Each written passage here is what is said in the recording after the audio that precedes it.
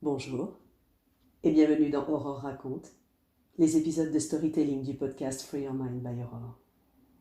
Partons aujourd'hui à la découverte d'un objet ordinaire au destin extraordinaire.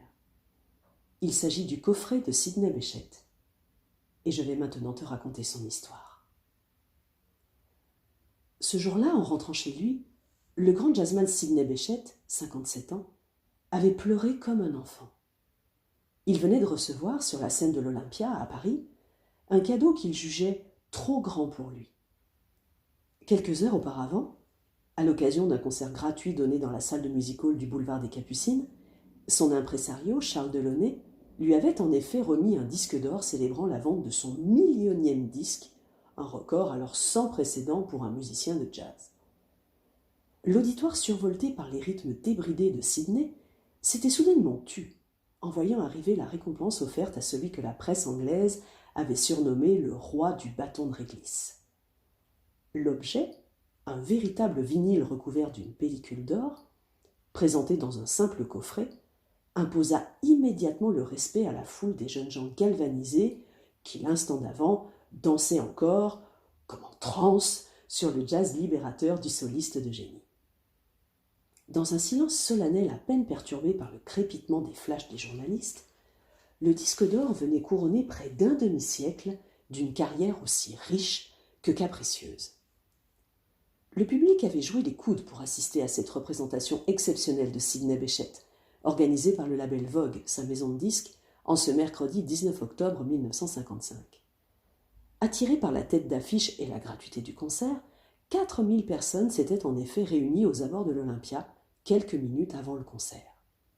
La salle ne pouvait en accueillir que la moitié. La catastrophe ne put être évitée. La foule, pressée de toutes parts, finit par faire voler en éclats les vitres à l'entrée du music-hall. Dépassés, les organisateurs ne parvinrent pas à contrôler la déferlante de spectateurs exaltés, et c'est dans une salle bondée, au-delà de ses capacités, que Sidney Bechet et ses musiciens se présentèrent finalement sur scène.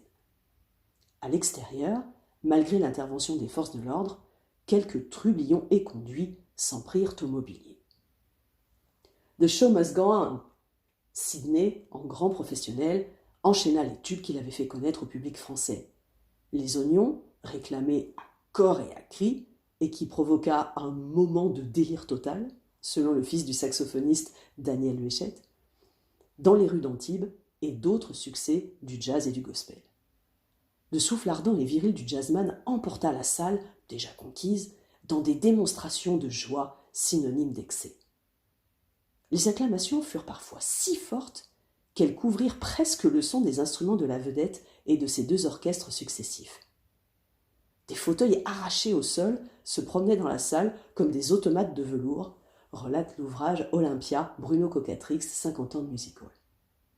Selon Paulette Cocatrix, l'épouse du directeur de la salle, les fans les avaient brisés pour en arracher les lambeaux et les conserver comme des souvenirs. La facture envoyée à Vogue pour la location de l'espace et la réparation des dégâts occasionnés s'éleva finalement à 500 000 francs de l'époque. Le label musical se servit plus tard de cette publicité retentissante pour éditer un album intitulé, sans embâge, Le soir où l'on cassa l'Olympia. En fait, nous étions plutôt contents, concède Paulette Cocatrix dans son livre de souvenirs Les coulisses de ma mémoire. Un peu à cause de la publicité que ça faisait à l'Olympia, et beaucoup parce que cette forme de vandalisme prouvait que notre music-hall était au diapason de son époque, qu'il pouvait attirer les jeunes turbulents, donc la partie la plus vivante de la jeunesse. C'était bon signe, nous ne vieillissions pas. Le grand spécialiste du jazz Franck Thénault remit toutefois en cause la version présentée conjointement par le directeur du music-hall et la maison Vogue.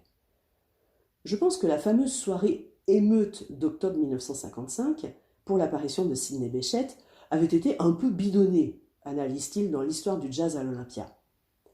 À mon sens, Bruno Cocatrix a rajouté le coût des fauteuils cassés, mais ces dégâts-là sont à comptabiliser dans la case marketing. Seuls ceux qui étaient présents au concert connaissent la vérité.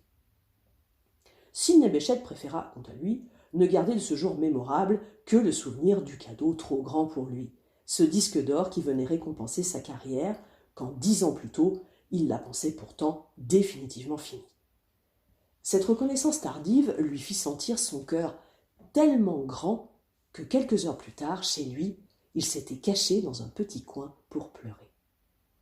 Musicien professionnel dès l'âge de 13 ans, l'enfant de la Nouvelle-Orléans avait connu une trajectoire artistique en dents de scie, oscillant entre coups de projecteurs éphémères et longues phases de désintérêt du public pour le ragtime, cette musique populaire fougueuse qui parlait du passé d'esclave de sa famille. Au cours des années 30, faute d'engagement substantiel, Sidney Bechet dut pendant un temps délaisser son instrument pour s'occuper d'une échoppe de retouche à Harlem. Quand le contexte l'exigeait, il ne rechignait pas devant la tâche. Il accepta notamment un poste de docker sur un chantier en 1943. À la fin de la Seconde Guerre mondiale, désespérant de jamais vivre confortablement de son talent, le clarinettiste et saxophoniste ouvrit une école de musique dans son pavillon de Brooklyn. Étranger à la révolution du bebop en cours, incarné par un Dizzy Gillespie ou un Charlie Parker, Sidney Bechet avait l'impression que la génération montante n'était pas intéressée par un style de musique plus ancien, et qu'elle ne désirait rien savoir à propos de son idiome musical, expliqua l'un de ses élèves de l'époque, Bob Whitber. Je crois qu'il était convaincu qu'il passerait le reste de son existence en une sorte de semi-retraite, et que peut-être cette école lui rapporterait un peu. Mais l'éternel vagabond ne put tenir longtemps en place. En mai 1949, il succomba de nouveau à l'appel du large, répondant favorablement à une invitation de Charles Delaunay à se produire au Festival international de jazz de Paris, salle Pleyel. Avant même d'entendre l'océan des acclamations, relata Frank Teno, Sidney avait compris. À Paris, ce n'était pas du business, c'était de l'amour. Ici, il pourrait être lui-même, s'imposer et imposer. C'était la terre promise. Il ne devait plus jamais la quitter. Immédiatement adopté par le public français, le jazzman de la Nouvelle-Orléans devint rapidement l'un des enfants chéris du pays, rivalisant pour les ventes de disques avec des chanteurs aussi populaires qu'Édith Piaf ou Charles Trenet. Artiste resté méconnu aux États-Unis, Sidney Bechet goûta avec délice à la consécration que lui offrait la France. De temps en temps, j'aime aller regarder mon disque d'or dans sa petite place où il est caché tranquillement, comme ça, pendant une demi-heure, confia-t-il. Ça me procure toujours un grand plaisir.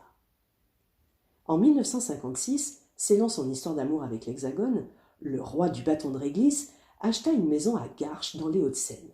Il y habita avec sa troisième femme, Jacqueline, épousée en 1951 à Antibes, et l'enfant né 3 ans plus tard de cette union, Daniel. C'est dans ce pavillon que le musicien de génie s'éteint, succombant à un cancer du poumon, le 14 mai 1959, jour de son 62e anniversaire.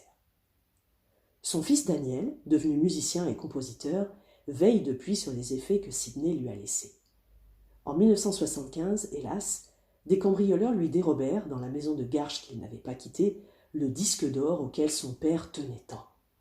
Les voleurs ne laissèrent que le coffret dans lequel le vinyle était préservé, avec cette empreinte insolemment vide, comme un trou irremplaçable dans le cœur de cet enfant qui perdit son père à l'âge de 4 ans. Voilà comment se termine notre histoire du jour. Merci d'avoir écouté Aurore raconte, des épisodes de storytelling du podcast Free Your Mind by Aurore. Et à très vite pour une autre histoire.